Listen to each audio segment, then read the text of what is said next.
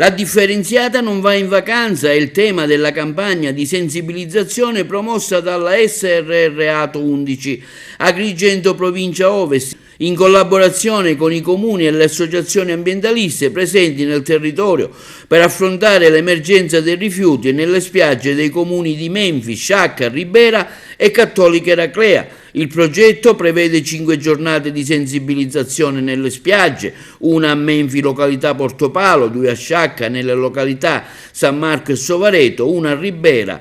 in località Secca Grande, una a Cattolica Eraclea in località Eraclea Minoa. Le date definite sono le seguenti: il 21 giugno a Sciacca a San Marco, il 22 giugno a Sciacca alla spiaggia Sovareto, il 29 giugno a Menfi alla spiaggia Portopalo, il 6 luglio a Ribera alla spiaggia Secca Grande, il 13 luglio a Cattolica Eraclea, spiaggia Eraclea Minoa.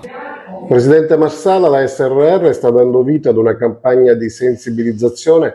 prettamente estiva per i bagnanti e per quanti devono conoscere meglio come funziona la raccolta differenziata anche nelle spiagge. Di cosa si tratta e perché l'avete organizzata? Sì, è una campagna promossa dall'SRR Ato Agrigento Ovest in collaborazione con i comuni e le associazioni ambientaliste presenti nel territorio per affrontare l'emergenza dei rifiuti nelle spiagge dei comuni di Menfi, Ribera, Sciacca e Cattolica Eraclea. Nasce sostanzialmente dall'esigenza di tutelare il patrimonio ambientale delle spiagge e promuovere un dialogo collaborativo e costruttivo con i bagnanti, con i turisti e con gli stabilimenti balneari presenti in quei siti.